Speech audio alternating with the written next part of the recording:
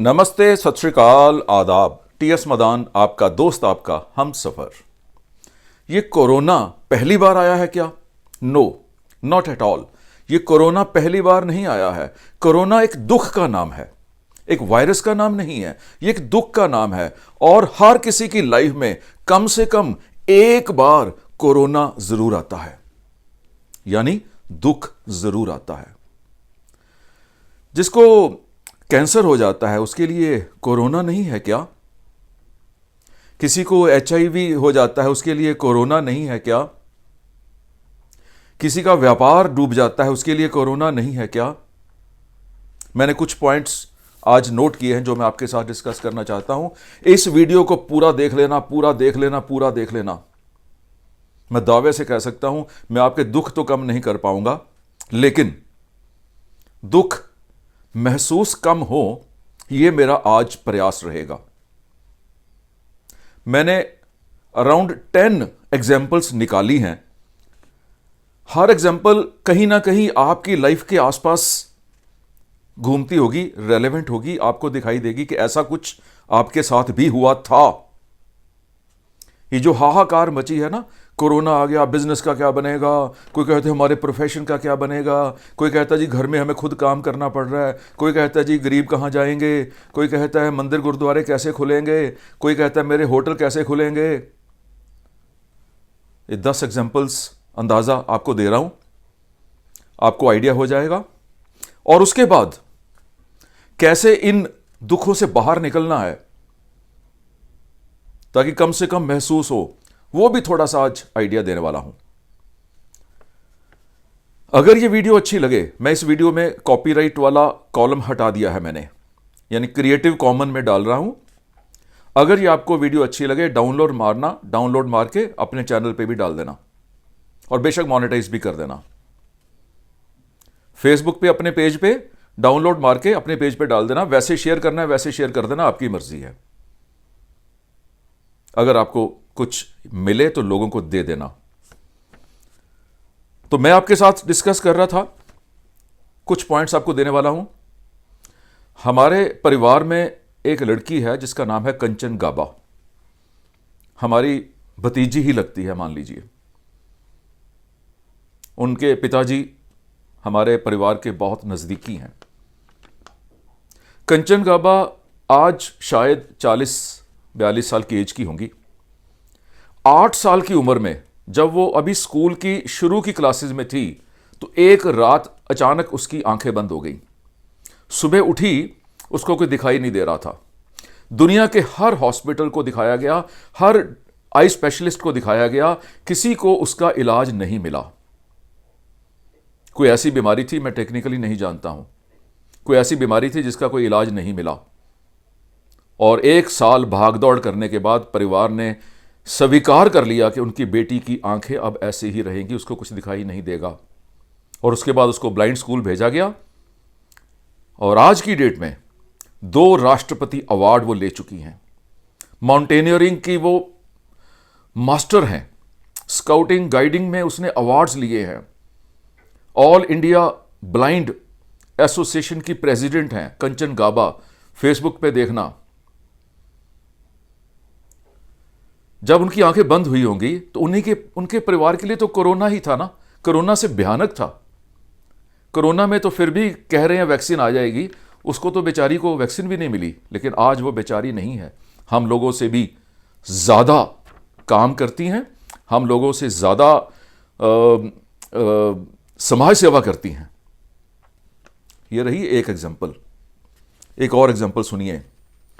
मेरे परिवार में तो बहुत एग्जाम्पल्स हैं। मैं आज कुछ अपने परिवार की देने वाला हूं, कुछ दूसरों की देने वाला हूं। मेरे दादाजी, मेरे ग्रैंडफादर, मेरे पिताजी के पिताजी, मैंने उनको देखा नहीं है, मेरे जन्म से पहले ही उनकी डेथ हो गई थी। वो चावल का बिजनेस करते थे, चावल का। और कहा जाता है आज से 70-80 साल पहले इंडिया में चावल का बिजनेस करना गवर्नमेंट ने बैन कर दिया था। मुझे डिटेल नहीं पता, मैंने डिटेल में जाने की कोशिश नहीं की है, लेकिन जो बोल रहा हूं वो सही है। चावल का बिजनेस अलाउड नहीं था, आप चावल का बिजनेस नहीं कर सकते हो। क्या था, क्यों किया, मैं उस डिटेल में नहीं जाना चाहता। और मेरे ग्रैंडफादर चावल का काम करते थे, उनका नाम भी यही था, भोला सिंह चावल वाले, और काम उनका बंद हो गया। जायदाद बहुत थी, घर बहुत थे, हर साल एक घर बेचते थे और एक साल रोटी खा लेते थे, फिर हर साल एक घर बेचते थे, रोटी खा लेते थे। और जब सारे घर बिक गए तो उस समय बेचारे भगवान को प्यारे हो गए, पूरे हो गए। तो जब चावल का बिजनेस 20 साल बंद रहा होगा तो वो कोरोना नहीं था क्या उनके लिए? 20 साल, 20 साल। मेरी बिजनेस के टाइम पे, आज से कोई 21-22 साल पहले, सुप्रीम कोर्ट ने ऑर्डर्स किए कि कोई भी होर्डिंग सड़कों पे नहीं लगेगी। होर्डिंग समझते हैं आप? डिस्प्ले बोर्ड्स, क्योंकि एक्सीडेंट होते हैं जी, सब होर्डिंग्स हटा दी जाएं, बिल्डिंग से हटा दी जाएं, और उसके लिए क्रिमिनल ऑफेंस बना दिया। मेरा एक दोस्त जिसका अमृतसर में एक बोर्ड लगा था लाइटों वाला, जहां पर वो डिस्प्ले बोर्ड था, लोगों के एडवर्टाइजमेंट बुक करता था और डिस्प्ले बोर्ड पे चलता था। पुलिस ने उस बोर्ड को उतरवाया। पूरे कंट्री में पुलिस ही उसको एग्जीक्यूट करवा रही थी, उस कानून को। मुझे बाकी लोगों के साथ क्या हुआ मुझे नहीं पता, मेरे उस दोस्त को तो कोरोना हो गया। बेचारे ने कई अरमान देखे होंगे, कई जगह उधार उठाया होगा, कोई कमेटी उठाई होगी, किसी का भुगतान करना होगा, कोई घर का खर्चा ऐसा डाल लिया होगा, लेकिन सरकार ने बंद कर दिया ना। सरकार अपनी जगह ठीक होगी, ये एक्सीडेंट्स बढ़ रहे हैं तो कुछ करना है, पर जिसने कई कई साल लगा दिए उसको तो हो गया ना कोरोना। और उस मेरे दोस्त के पास तो वो हिम्मत भी नहीं थी, सुइसाइड कर लिया बेचारे ने। काश उस समय मैं उसको अपनी ये वीडियोस दिखा पाता। मुझे अफसोस है, इस बात का दुख है। दिल्ली में क्या हो रहा है? एक बंदा अपनी दुकान सेट करता है, 10 साल, 20 साल, 30 साल, 40 साल लगाता है, और अचानक उस रेजिडेंशियल कॉलोनी में कुछ लोग कहते हैं जी हमारी लाइफ डिस्टर्ब हो रही है इस दुकान के कारण, पीस नहीं है, शांति नहीं है। कोर्ट्स में रिट करते हैं, पिटीशन भेजते हैं, और कोर्ट कहती है कि जितनी भी दुकानें रेजिडेंशियल एरियाज में हैं ऑल इलीगल, सबको बंद कर दी जाए। कोर्ट अपनी जगह ठीक है, लेकिन मैं तो पब्लिक की बात कर रहा हूं ना। आ गया ना लाइफ में कोरोना, कुछ लोग टूट गए, कई लोगों ने रिकॉर्ड तोड़ दिए। मेरी लाइफ में 32 बार कोरोना आया है, 32 बार। किसी की लाइफ में एक ही बार आता है तो वो टूट जाता है, हमारी लाइफ में 32 बार आया। हमने रिकॉर्ड तोड़े हैं, खुद नहीं टूटे हैं। क्योंकि दुख नाम बदल के आ रहा है, नाम बदल के आ रहा है। आगे सुनिए, अभी तो मैंने बात शुरू की है, कुछ चीजें आपको भी पता है।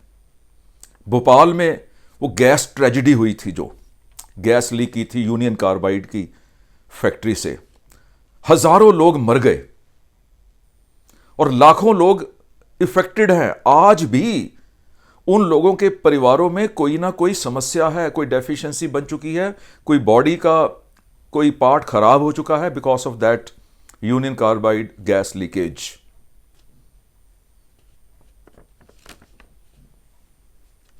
क्या सोचते हो यार आप?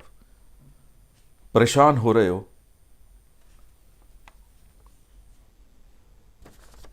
जो टेररिज्म, सो कॉल्ड टेररिज्म जिसे बोलते हो, आतंकवाद, कितने साल रहा जम्मू कश्मीर में। पता ही नहीं कब कर्फ्यू लग जाना है, कब दुकानें बंद हो जानी है, पता ही नहीं कहां पर पथराव हो जाना है, पता नहीं कहां पर गोली चल जानी है, पता नहीं कहां पर आग लग जानी है। जम्मू कश्मीर में, पंजाब में रहा, हमने देखा है कई साल, हम तो वहीं रहते थे।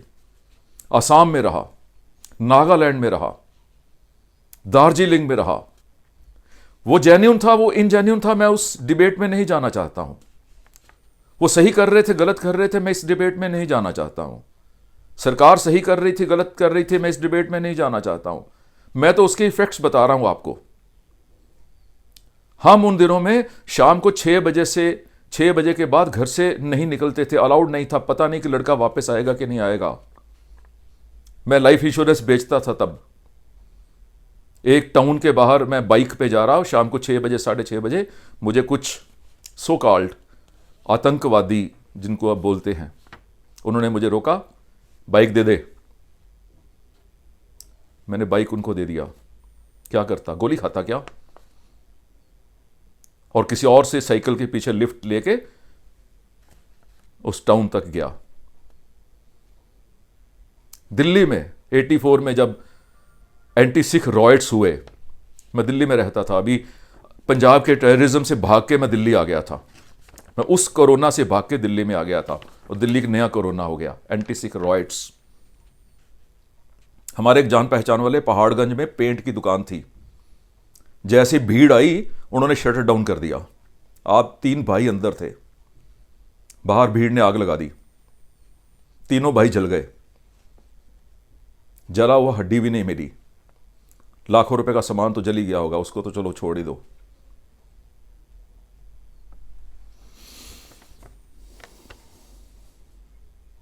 और दिल्ली के सिख रॉयट्स बहुत ज़्यादा पुराने नहीं हैं, आप लोगों में से बहुत लोगों ने उसके बारे में सुना भी होगा क्या हुआ था। एग्जाम्पल दे रहा हूं, ऐसी चीज़ें तो सैकड़ों हुई हैं और आप लोगों के आसपास भी हुई हैं, आप लोगों के परिवारों में भी हुई हैं। मैंने 1 जुलाई 2017 को दिल्ली के रोहिणी में एक ऑफिस किराए पे लिया। मेरे पास 1 लाख रुपया महीना एक्स्ट्रा बच रहा था। मैं यूट्यूब का चैनल चलाता था, वहाँ एडवर्टीजमेंट में जो मुझे मिलते थे, घर का खर्चा निकाल के सब कुछ करके 1 लाख रुपये महीना मेरे पास सेव हो रहा था। मैंने प्लान किया कि 1 लाख रुपये महीने को अब 2 लाख बनाएंगे।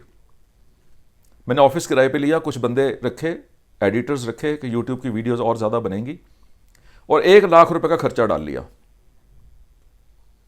और मैंने वो ऑफिस शुरू कर दिया कि बाहर से ही जो मेरा प्रॉफिट है वो लग जाएगा। और 1 जुलाई को जिस दिन मैंने ऑफिस शुरू किया 2017 में, उसी दिन से जीएसटी लागू हो गया और बिजनेस बहुत बड़ा स्लो डाउन आया। जीएसटी सही है गलत है मैं उस डिबेट में भी नहीं जाना चाहता हूं। स्लो डाउन आया, बहुत बड़ा स्लो डाउन आया। हमारा बिजनेस, यूट्यूब का टोटल रेवेन्यू जो आता है वो एडवर्टीजमेंट्स के बेस पे होता है, ये आप जानते हैं। और लोगों ने एडवर्टाइज करना ही कम कर दिया, बहुत कम कर दिया। रेवेन्यू 1/3 रह गया। जो 1 लाख रुपया एक्स्ट्रा आ रहा था ना, वो तो बंद हुआ ही हुआ, 1 लाख रुपया और कम हो गया हमारे रेवेन्यू में, यानी 2 लाख रुपये महीने का घाटा पड़ना शुरू हो गया। और जो 1 लाख रुपया मैंने सैलरीज का खर्चा शुरू किया था वो तो शुरू हो गया ना। कहाँ मैं 1 लाख एक्स्ट्रा कमा रहा था, कहाँ मैं 3 लाख रुपये महीने घाटे में चला गया। और 6 महीने के बाद मुझे ऑफिस बंद करना पड़ा। 5-7 लाख रुपया मेरे ऊपर कर्जा हो गया और ज़्यादा। अभी भी 2-3 EMI उसकी बची हैं, उस कर्जे की। आज 18 मई 2020 में 2-3 ही बची हैं। हमारे मित्र हैं जो सीखेगा इंडिया, जो ऐप हमने लॉन्च की है जिसमें मैं कोर्स बेच रहा हूं, उसमें वो हमारे पार्टनर हैं। इलेक्ट्रॉनिक्स का दुकान है उनकी, लाजपत राय मार्केट में, लाल किला के सामने। 50 साल पुराना बिजनेस है। और बिजनेसमैन वो ऐसे हैं, खुंड बिजनेसमैन है, शेड्यूल्ड बिजनेसमैन है, बिजनेस करना जानते हैं, कैसे कस्टमर्स की जेब से पैसे निकलवाने हैं उनको पता है। लाखों करोड़ों का बिजनेस किया। चाइना से एक कंसाइनमेंट मंगवाई, कोई पार्ट मंगवाया अपनी दुकान के लिए, अपने ही लेवल में उसको बेचने के लिए अपना ब्रांड प्रिंट करवाया उसके ऊपर। चाइना से कंसाइनमेंट थी 1.5-2 करोड़ रुपए की। और जब वो इनके पास आई, इन्होंने जब बेचा तो वो खराब निकली वो। अब कस्टमर से वापस लेना पड़ा क्योंकि अपना ब्रांड था। ये नहीं कह सकते थे कि चाइना की है, मेरी गारंटी कोई नहीं है, अपने ब्रांड में बेच रहे थे। सारा सामान वापस लेना पड़ा।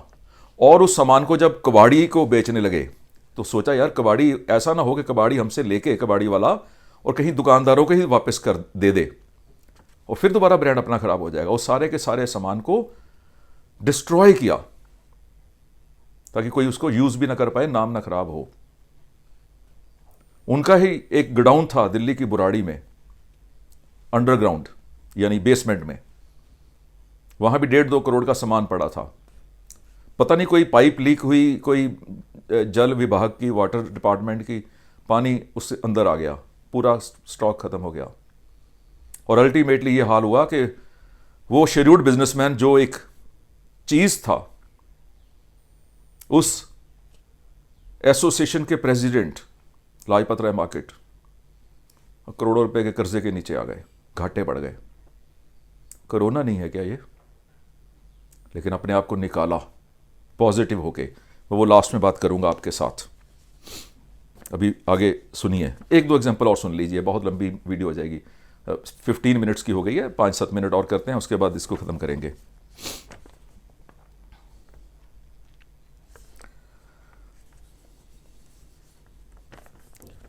अच्छी दुकान चल रही होती है, आगे फ्लाईओवर अनाउंस हो जाता है, दुकान बंद हो जाती है।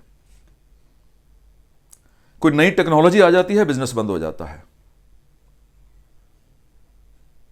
कोई ट्रैफिक बदल जाती है, वन वे ट्रैफिक हो जाती है, एक साइड की दुकानें बंद हो जाती हैं। मेरा एक दोस्त जो मेरे साथ स्कूल में पढ़ता था, कॉलेज में पढ़ता था, सारी उम्र कॉलेज जाने तक एक ही सपना देखा कि आर्मी में जाना है। एक ही सपना देखा, आर्मी में जाना है, बस उसी की तैयारी की, बॉडी बिल्डिंग, इधर उधर सारा कुछ। और जिस दिन उसका टेस्ट होना था आर्मी में, एक दिन पहले उसने दीवार फांदी ट्राई के लिए, जो प्रैक्टिस के लिए, गिर गया, फ्रैक्चर हो गया, लात टूट गई। टेस्ट में तो जा नहीं पाया। कितने महीने लग गए उसके बाद फ्रैक्चर ठीक होने में, उतनी देर में और कॉम्प्लिकेशन शुरू हो गई। उसकी जो लात थी आधा इंच छोटी हो गई। आर्मी में जो ऑफिसर बनने का सपना था टूट गया। अब क्या करोगे? ये तो रहेगा ना सारा कुछ। मैं ये कहना चाहता हूं, जिंदगी में रहेगा, जब तक लाइफ है ना। ये सब कोरोनाज आएंगे, सुनामीज आएंगी, अर्थक्वेक आएंगे, ये कुछ रोक नहीं सकते हो आप, लेकिन आपको उसके साथ चलना है। दुख तो हर किसी की जिंदगी में आए हैं, बड़े से बड़े गुरु, बड़े से बड़े संत, बड़े से बड़े पॉलिटिशियन। दुख तो भगवान राम ने भी देखे हैं, अर्जुन ने भी देखे हैं, गुरु गोबिंद सिंह जी की लाइफ में भी आए हैं। सबकी लाइफ में दुख आए हैं।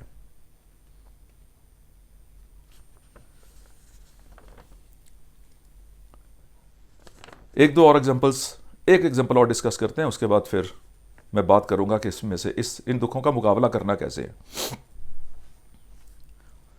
अमृतसर में हमारे पापा की दुकान थी, हाल बाजार में, छोटा सा बाजार था, 20 फुट चौड़ा। गवर्नमेंट ने इंप्रूवमेंट के नाम से कहा जी अब बाजार को कर देंगे 60 फुट चौड़ा। ये सारी की एक साइड की दुकानें सारी हटा देंगे। दुकान बाजार भी ट्रैफिक निकालनी है तो बाजार चौड़ा चाहिए, तो दुकानदारों का तो बेड़ा गर्क। और हर शहर में होता है। जब एडवांसमेंट होती है, जब टेक्नोलॉजी आती है, जब नई इन्वेंशंस होती हैं, कोई नई डिस्कवरीज होती हैं, तो कहीं ना कहीं किसी ना किसी का बेड़ा गर्क भी होता है। अब जिसका बेड़ा गर्क हो रहा है वो चाहे तो नया नया कुछ सोच के आगे निकल सकता है, जैसे मैंने लाइफ में किया है। बहुत बार ऐसी वीडियोस बना चुका हूं मैं। दूध भी बेचा, पाव भाजी भी बेची।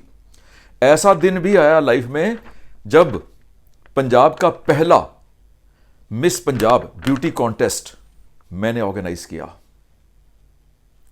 और ऐसे दिन भी आए कि अगर दिन में पूरी रोटी खा ली ना तो हमें लगा कि लग्जरी है। ऐसे दिन भी आए कि शहर का कोई भी इवेंट अगर होता था तो टीएस मदान चीफ गेस्ट होता था। और ऐसे दिन भी आए जब 16-16, 17-17 कोर्ट केसेस, क्रिमिनल केसेस हमारे ऊपर हो गए बिना किसी कसूर के। और जेलों की हवा भी खानी पड़ी बिना किसी कसूर के। लेकिन आज जो हूं उन्हीं चीज़ों के कारण हूं, और आपको भी ऐसा ही बनाना चाहता हूं। मेरे जितने व्यूअर्स हैं ऐसा ही बनाना चाहता हूं। डिमोनेटाइजेशन में तो बहुत लोग टूटे थे, बहुत लोग टूटे थे। लाखों करोड़ों रुपए जोड़ के रखा होगा, हो गया। मैं कहना क्या चाह रहा हूं आपको इस वीडियो के थ्रू, मैं इतना कहना चाह रहा हूं कि ये जो कोरोना नाम का दुख आया है ना, ये दुख का नाम बदला है बस। दुख रहेंगे। गुरु नानक देव जी ने गुरबानी में बोल दिया है, नानक दुखिया सब संसार, पूरा संसार दुखी है। मेरे एक मुझे और याद आ गया, सुना देता हूं, उसके बाद बाकी बातें करता हूं। मेरे रियल मामा जी, दिल्ली में प्रिंटिंग प्रेस थी, एंटी सिख रॉयट्स में चप्पल भी अपनी पहन के घर से नहीं निकल पाई मेरे मामा जी की फैमिली। पूरा घर जल गया, पूरी मशीनरी जल गई, सब कुछ जल गया। मेरे जो मामी जी थे वो अपना दुपट्टा भी नहीं ले पाए।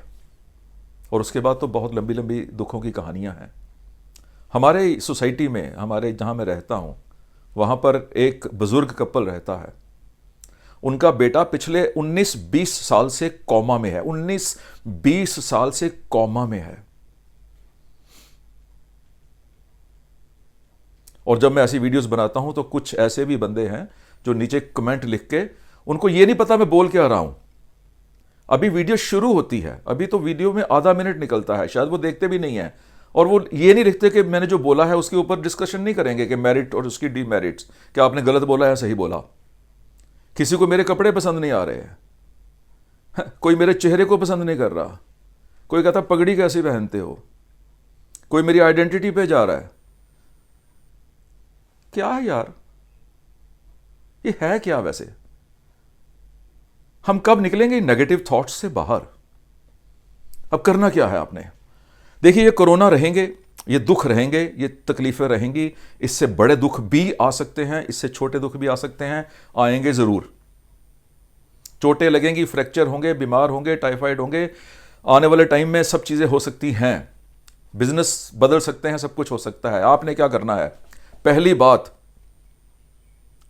जब तक आप जिंदा हो दुख है बस। इसलिए खुश हो जाओ कि हम दुखी हैं, क्योंकि इसका मतलब हम जिंदा हैं। कितना बड़ा प्रूफ है यार कि हम दुखी हैं, इसका मतलब हम जिंदा हैं। इससे बड़ी और चीज क्या हो सकती है? जिंदा है तो फिर दोबारा कुछ कर लेंगे ना। किया है यार, दोबारा कुछ कर लेंगे ना। तो आपने करना क्या है? पहले तो आप पॉजिटिव रहिए, पॉजिटिव, बिल्कुल पॉजिटिव रहिए। हर प्रॉब्लम का सोल्यूशन होता है, हर पजल का सोल्यूशन होता है, हर दुख के पीछे सुख छिपा होता है। ये मेरी अलग अलग वीडियोस हैं, जिसमें नहीं जाने वाला हूं। हर दुख के पीछे सुख छिपा होता है। हर नेसेसिटी, जरूरत अपने आप आपको रास्ता दे देती है। छोटी सी मैं चीज सोच रहा था सुबह कि अगर ये कोरोना के कारण होटल्स 2-3 साल बंद रहे तो क्या होगा। तो मेरे दिमाग में बहुत सी पॉसिबिलिटीज आ गई। एक पॉसिबिलिटी आई कि भाई हॉस्पिटल तो बंद नहीं होंगे ना, तो डिपेंडिंग अपॉन दी लोकेशन वो हॉस्पिटल, होटल को हॉस्पिटल में कन्वर्ट कर दिया जाएगा और ज्यादा चलेगा, ज्यादा पैसे आएंगे। दूसरी पॉसिबिलिटी आई कि अगर उसके नजदीक कोई इंस्टीट्यूट है तो हो सकता है उनको पेइंग गेस्ट अकोमोडेशन चाहिए हो सकता है। मैं पॉसिबिलिटी देख रहा हूं केवल। ऑफिस कॉम्प्लेक्स खुल सकता है। किसी का होटल मान लो किसी मार्केट के नजदीक है तो वहां पर हो सकता है दुकानदार अपने गोडाउन्स के लिए कमरे किराए पे ले लें, उनको सहूलत मिलेगी तो किराया ज्यादा दे देंगे। बहुत सी पॉसिबिलिटीज हैं। सुबह बात हुई, कहते जी बैंकेट हॉल वाले क्या करेंगे अगर ऐसे ही शादियां 50-50 लोगों में हुई तो? अरे आज की डेट में जितनी ई कॉमर्स कंपनीज हैं उनको बड़े बड़े वेयर हाउस किराए पे लेने हैं, वो ले रहे हैं। जहां मैं रहता हूं वहां आसपास होटल बैंकेट हॉल नहीं बन रहे, वेयर हाउस बन रहे हैं, बड़े बड़े गोडाउन बन रहे हैं और लाखों लाखों महीना वो बैंकेट हॉल से ज्यादा पैसे कमा रहे हैं। तो बैंकेट हॉल वाले वेयर हाउस वालों को किराए पे दे देंगे। एग्जाम्पल दे रहा हूं, पॉसिबिलिटी ले रहा हूं। अरे बहुत रास्ते निकलेंगे। आज एक रास्ता बंद हुआ है ना, बहुत रास्ते निकलेंगे। मैं आपको पक्का निकलेंगे कैसे? निकलेंगे तभी ना अगर आप पॉजिटिव रहोगे तो। पॉजिटिव रहो, पॉजिटिव लोगों के साथ बैठो, पॉजिटिव मैसेज रिसीव करो, पॉजिटिव मैसेज फॉरवर्ड करो।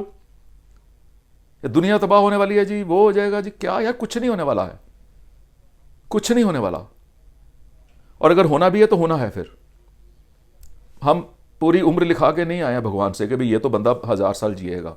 जीना तो वही है 50, 60, 70, 80 साल जितने बंदे ने लिखा के लाया है, उससे ज़्यादा तो जीना ही नहीं है।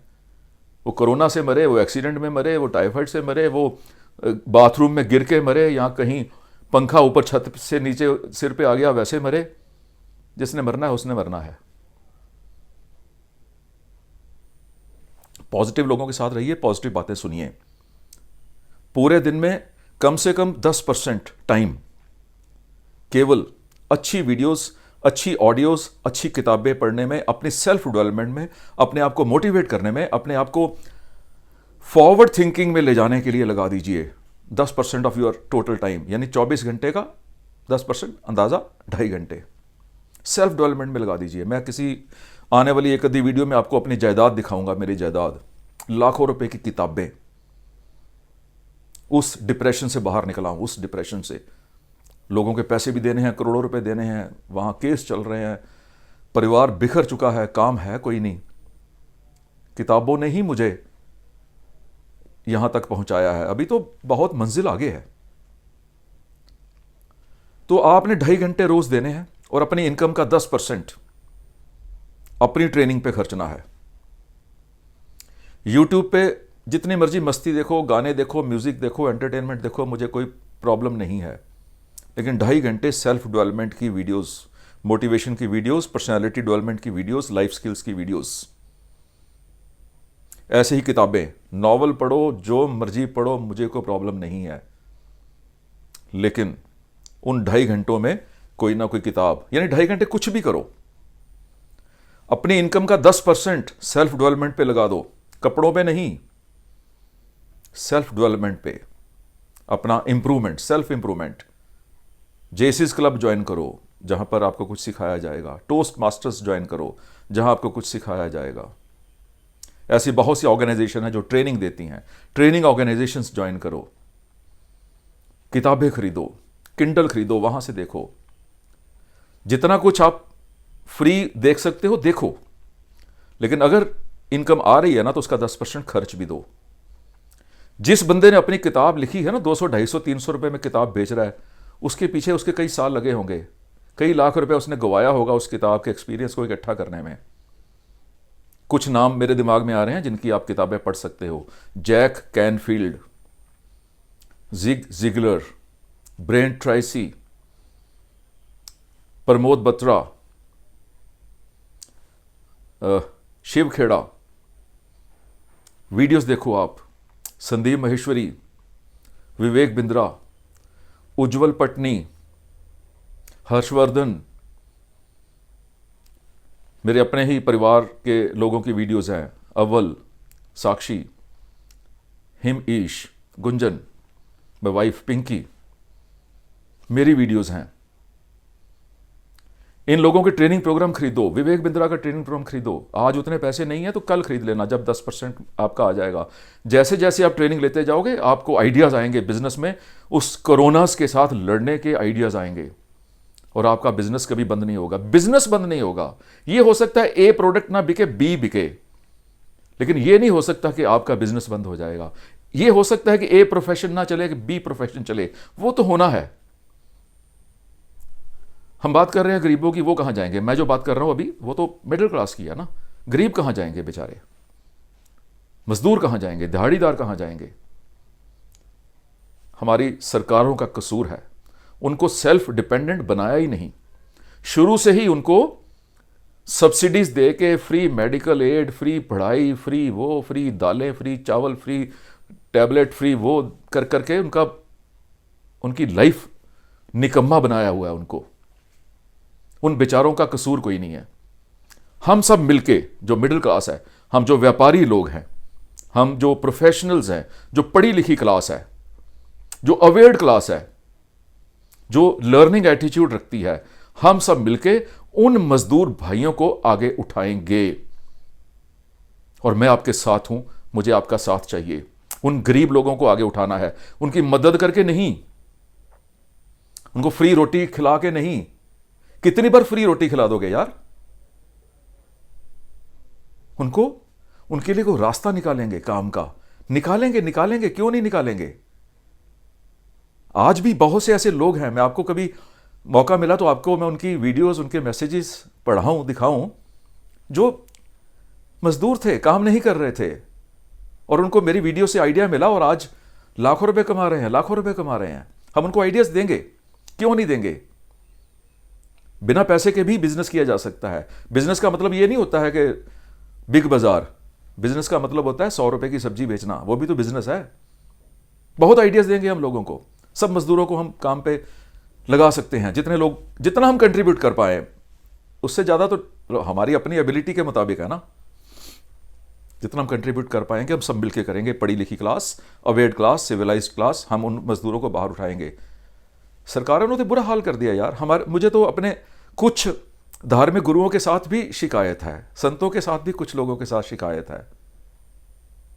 कभी किसी को कहा ही नहीं गया सिविल सेंस नहीं सिखाई, सिविक सेंस नहीं दिखाई, सिविक सेंस नहीं सिखाई, आई एम सॉरी गलत वर्ड बोल गया, सिविक सेंस नहीं सिखाई।